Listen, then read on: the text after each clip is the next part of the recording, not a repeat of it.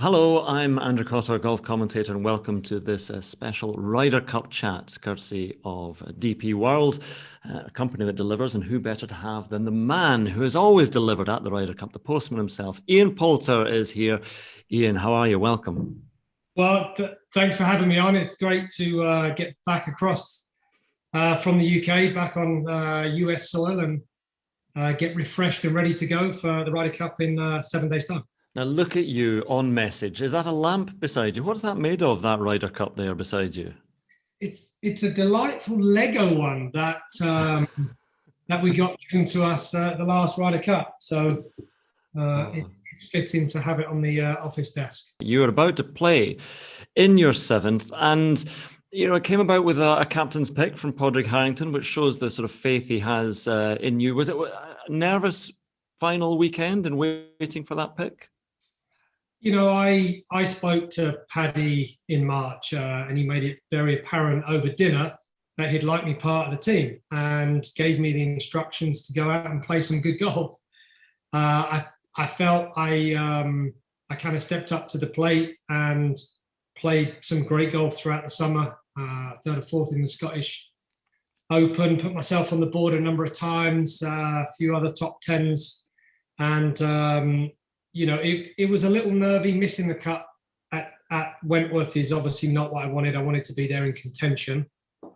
But, to finally get the call and say, look, you're a big part of this team. You have been for many years, and you bring a lot to the team is, great to have that level of confidence from your captain. And it's just amazing. It's surreal. And I think, when I think simply back to 2004, my first Ryder Cup, and obviously 17 years later, we're going to go again at number 7.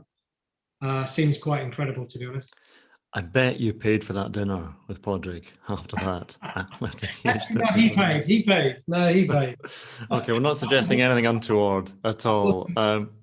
Yeah, so you've been in. We talked about you've played in 6 Ryder Cups, and when we go through some of the great moments from them, but you've played in Ryder Cups, having qualified as of right, and you played as a wild card before. So does it come with a sort of different feeling, whichever way you come into the team? I think whenever you play your way in and you earn that automatic right. Not to say there's less pressure, but by waiting on a phone call to be a wild card pick, it can put you under more pressure.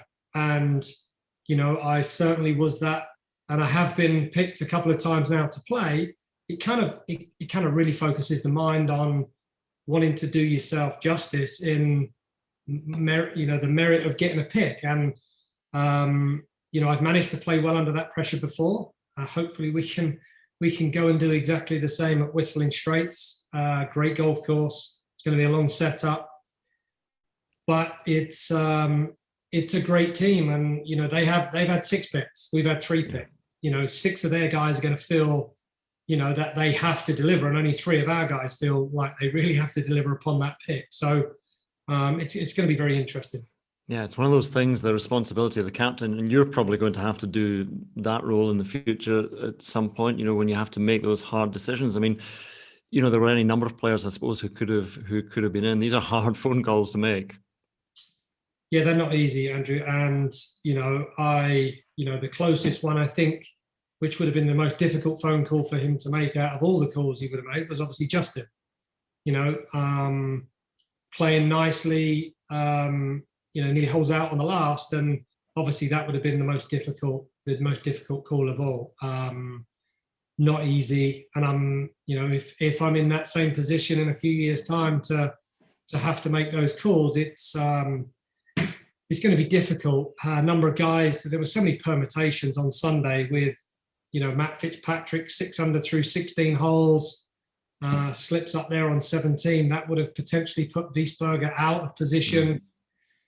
Matthias Schwab starts off relatively quick. If he goes ahead and obviously wins the tournament, he's in the team too. So, so many good players that obviously were playing good right at the last minute to warrant, getting a pick.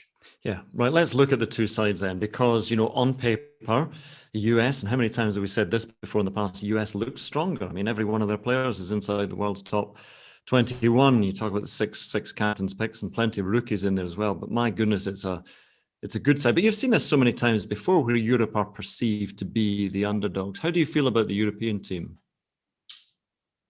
I feel good about the European team. Paddy said Sunday night he likes the combinations of foursomes, four balls. Some players are more suited to one format than the other format. We have a mix of players that are young, energetic, that might be able to go more matches than some of the older guys.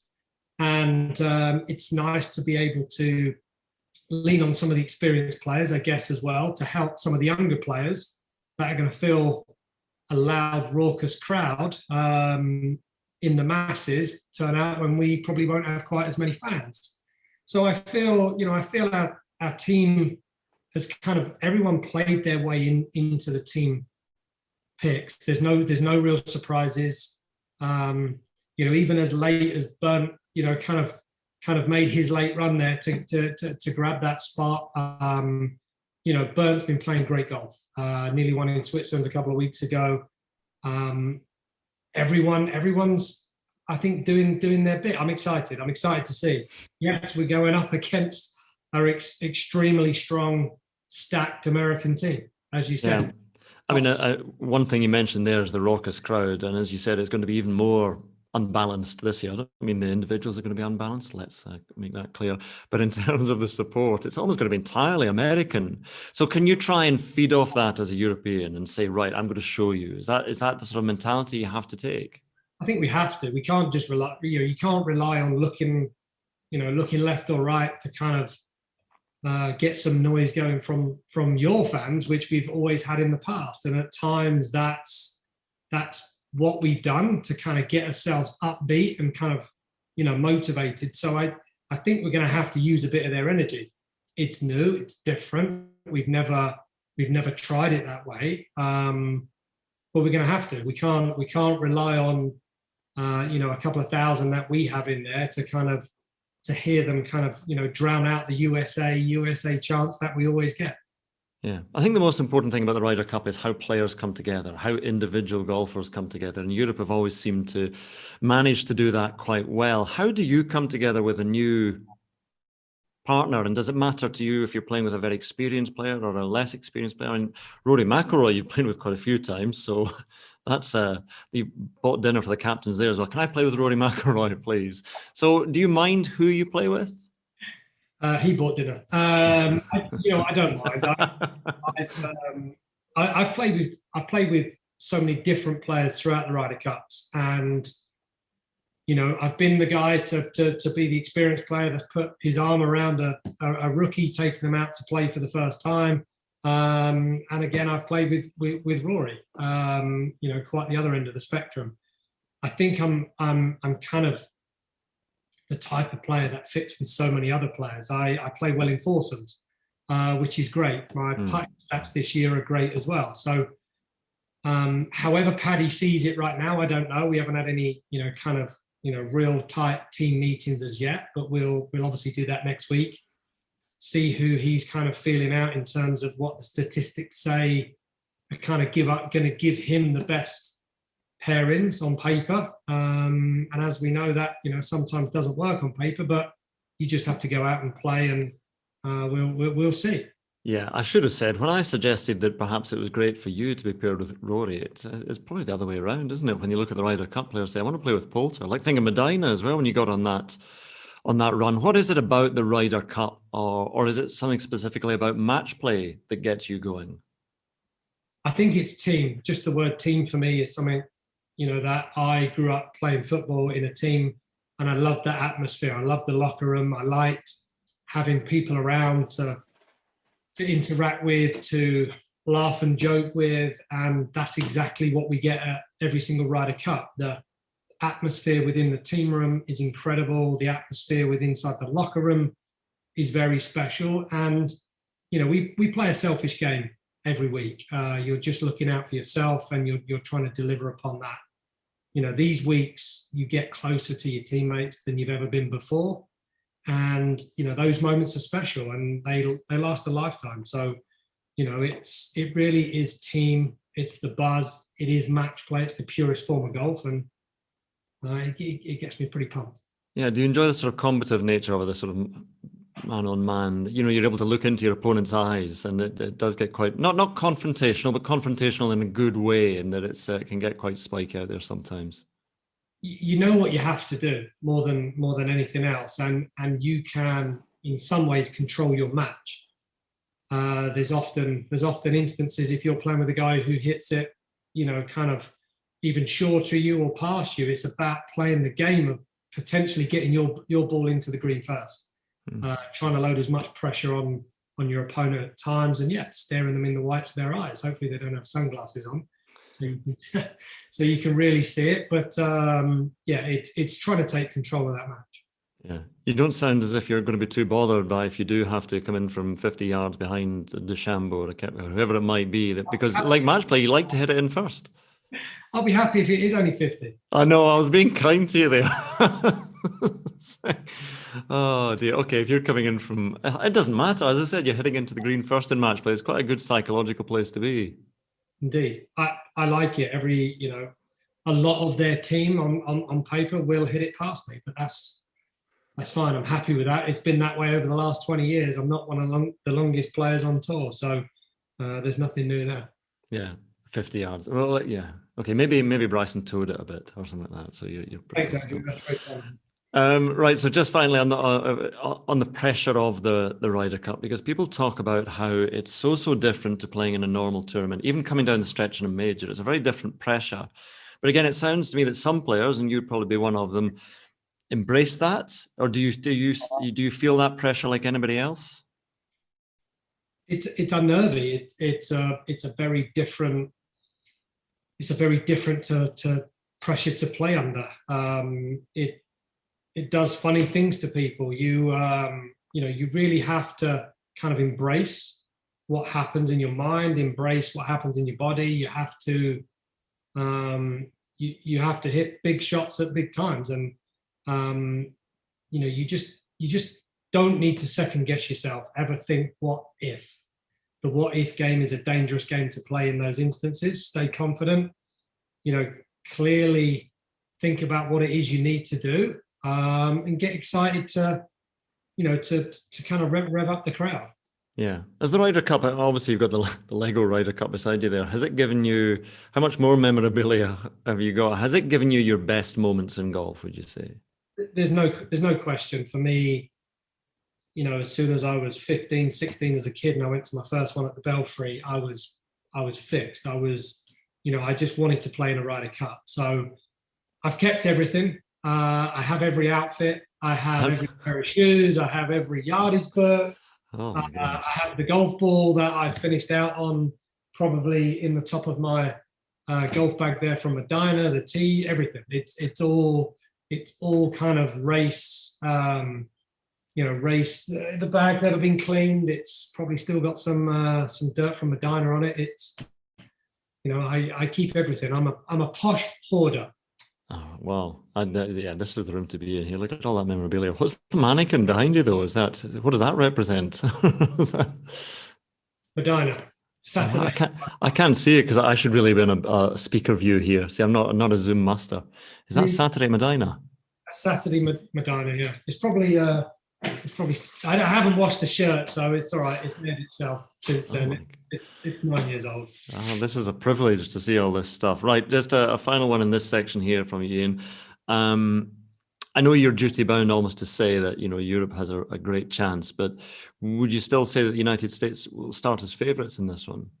We're underdogs on paper, and we've been that way for so many years. Their 12 guys are in the top 21 in the world ranking. So on paper, again, they're favourites. They're on home soil. They have probably 99% of the fans there for the week, and they're going to make it hard for us. But like we've proven in the past, we've won 5 of the last 6, and hopefully we can do another one.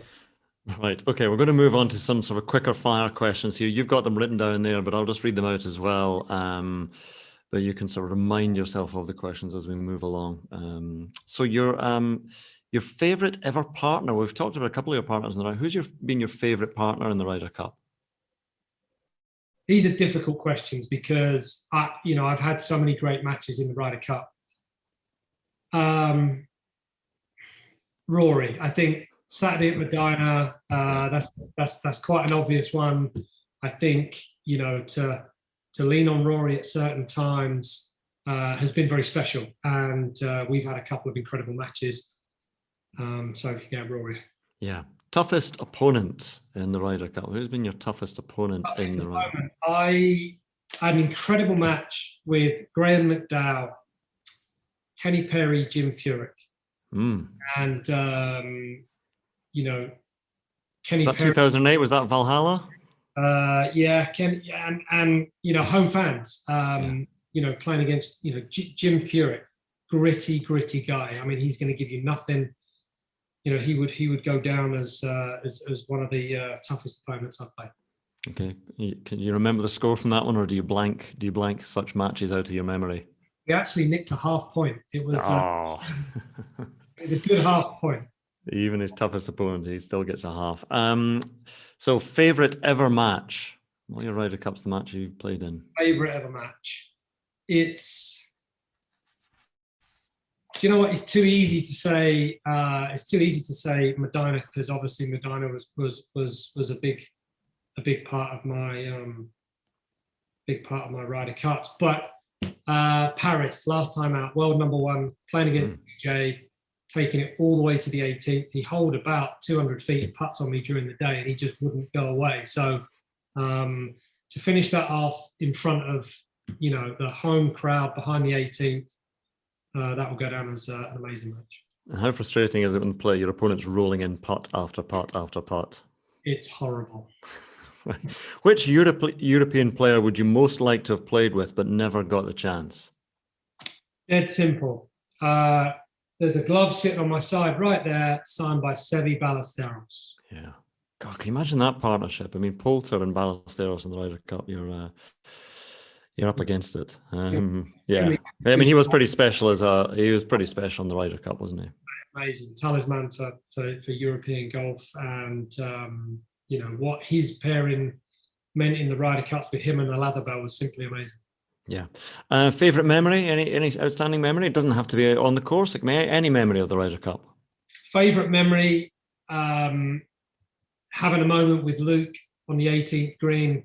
Luke, my son, was watching, and he asked to come onto the 18th green, and I had an embrace with him on the green. And not at the time, I didn't realise that he was mic'd up, but he was.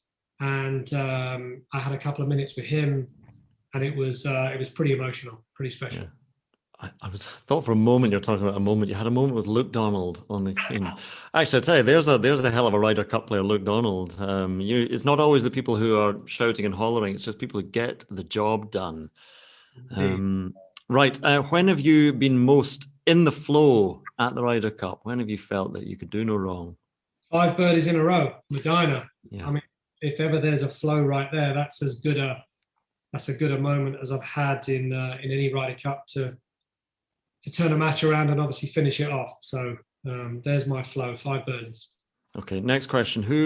So you played 6 Ryder Cups so far. Who has been your favourite captain? Well, let's think about them. What's the name? Bernhard, Faldo, McGinley, Monty, and Olathabel. And Bjorn as well, of course. Last time.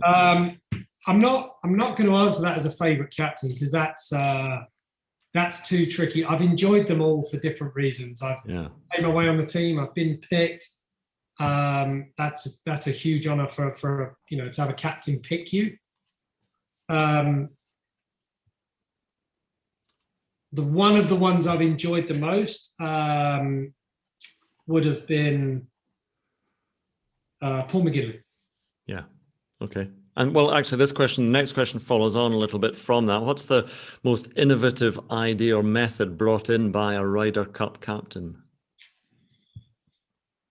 One thing that Paul did that week was he had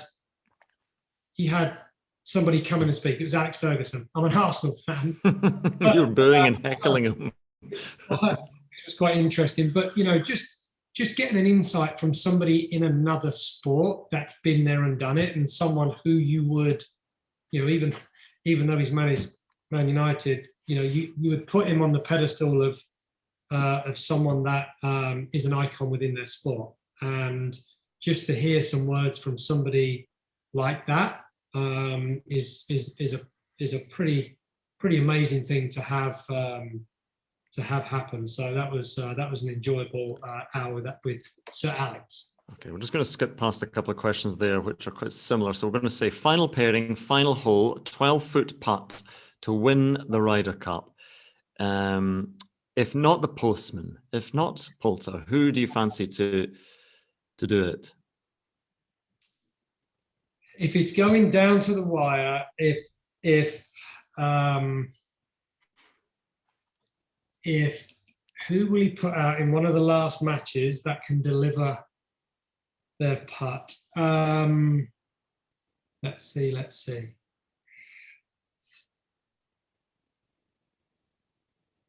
I'm going to say Lee Westwood. Lee Westwood. See, interesting because he's got in match play. He comes quite a bold beast, Westwood, and that's interesting. God, that would be a good story. No, it'd be an amazing story, right? He's 48. There's someone older than me in the team, which is fantastic.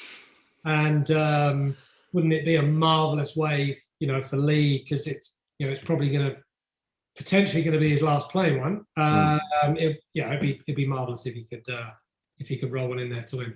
Yeah, we still pretend that Monty sunk the winning putt in 2004. I was commentating in your match against Chris Riley, and you actually secured the point there, but that's been glossed over. Right, what are we going to look at here? Who do you fancy to have a great 2021 Ryder Cup? If not yourself, who do you fancy to sort of be a bit of a standout? I'm going to say Bernd Wiesberger.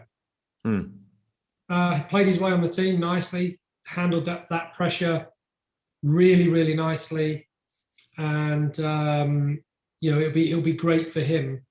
Certainly in those last few months to get the job done. It'd be lovely for him to have a great Ryder Cup.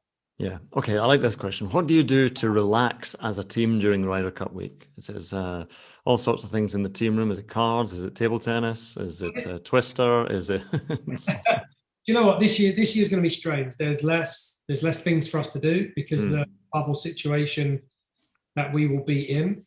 And normally it's table tennis, and there's normally certain people that come into the team room during the week to kind of break the atmosphere or to break the kind of intensity and the tension. This year's going to be different. So I think there's going to be a lot of table tennis played. So hopefully we get no injuries from that. Who's the best table tennis player you've seen? Swedes are unbelievable.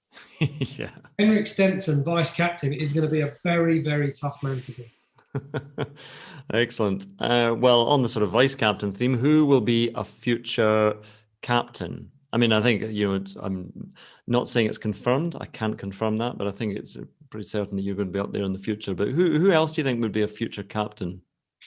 No question, Lee Westwood. I'd love to be able to be given the opportunity. That'd be incredible. Sergio Garcia is a no-brainer. Are you buying them all dinner just in case? Does this sort of scattergun to hedge your bets? My credit card's going to get. There's so many good. The problem we have is there's too many great players that are all deserved of being a Ryder Cup captain, and there's not enough Ryder Cups for them all to fit. Yeah. So unfortunately, some are going to miss. Yeah, that's always the case. Absolutely. Right, let's move on to our last part, which is just very quick answers in this, and it's got them described as less serious questions, which is quite worrying for you, but I think some of them seem quite serious. So just quick answers: foursomes, four balls, or singles? ? Foursomes. Yeah, that's a good one. It's the most pressure. Yeah. Who decides what ball to use? That's what I want. That's a massive part. That is a massive part of the pairing. Yeah, exactly. Have to have a pairing that actually is compatible with the ball. Yeah. A win on home or away soil? Away soil. Yeah, that's it. Who's best dress sense? I mean, in the Ryder Cup, you're all sort of tied to it, but best dress sense? We're all the same. I know, but okay, within the European team, then who's got the best dress sense normally, week to week? Myself. Most annoying habits? Question mark. Slow play. Okay. Best player in the team on social media. So who's best on social media? I'll say myself, can I? I think my social media game is quite strong. You can say yourself for every one of them. That's look, listen, Lee Westwood after he's had a couple of drinks. That's good, actually. Biggest joker in the team? Henrik Stenson. Yeah. Hardest worker, stroke trainer. 4-1 on practical jokes, by the way, so I owe him a couple. So maybe next week we can get him back. Okay. Or trainer, Victor Hovland. Really? Okay. Yeah, he's got big calluses on his hands and he's got a 6-pack. So yeah, but that's youthful energy will leave him. Worst best dressed on course. Okay, that's a similar one. Let's skip past that one, or unless you've got someone out in mind. But who's Lee Westwood shorts? Yeah, Lee Westwood in shorts for let's say the worst dress for that one. Best post victory partier or dancer.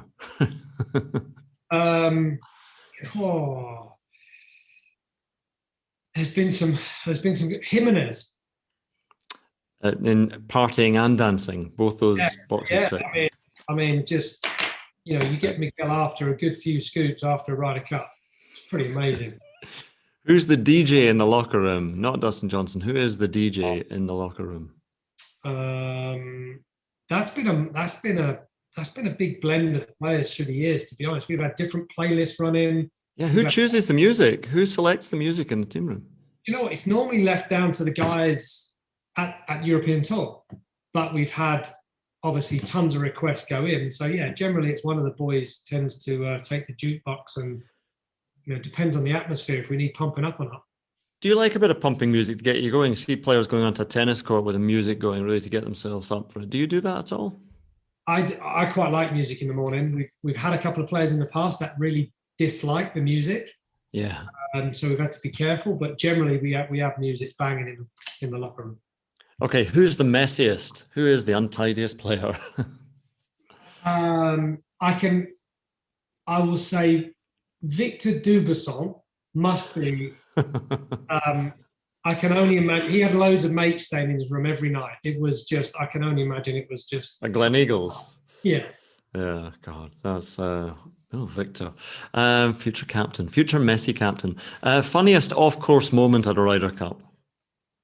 Well, I'm not going to say it was funny, but I was playing table tennis at Medina on Thursday night, and I kind of sprained my ankle lunging for a ball. I was playing doubles.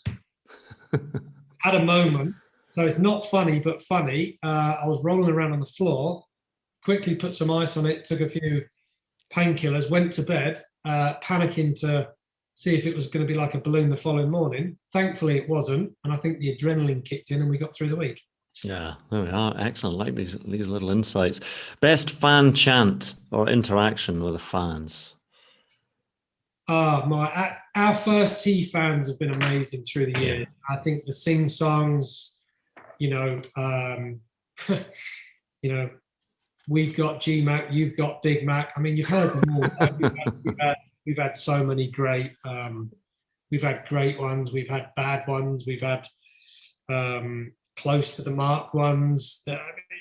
First tee, there's nothing better. Sing songs, love them. Right, these are good 3 questions to finish with here. The best European team outfits of those you've played in? There we are. Okay, Medina behind you with the headless horseman behind you. Okay, the worst European team outfit. Is there an outfit that you had to wear? I can think of a couple actually in recent years that have not been great. I'm just wondering what you think. You might have thought, okay, I'm doing this for Europe. I'm doing this for the team, but not that I was really against it, but we had a massive thistle on our sweater in Scotland. What's wrong with that? I remember a green at the K Club. Now, so you didn't play 2006, did you? So you avoided some of that. There were some outfits there that week that were actually from both sides. That was. I think that's the worst dressed Ryder Cup I've ever seen. In fact, I'm gonna lay it out there. 2004 wasn't good. I've got some shirts over there which were super size when we used to wear the t-shirts down to the middle of the forearm. Oh, baggy clothes. Somehow I was wearing an XL back then. Oh, God. Again, you did it for the team. Okay, final question then. I mean, it's fairly straightforward. It just says Team Europe or Team USA question mark. But what do you think? I don't like asking a player for predictions, but do you think it's going to be close out there in Wisconsin? I think it's close. I think it's going to be a close match. Momentum's key. If we can get our nose in front by Sunday, it will be amazing. And then we have to go and deliver on Sunday. It's not a foregone conclusion. I don't think either side's going to run away with this one. I think it's going to be tight. Got to deliver on Sunday. That's what the postman does. Ian, thank you very much indeed for talking to us for DP World. I hope you all enjoy the Ryder Cup out there, and best wishes to Ian and the rest of the European team, and let's say to the United States as well. Let's just hope for a great match out there. It's always a great contest at the Ryder Cup. Thanks for watching. Thanks, Andrew.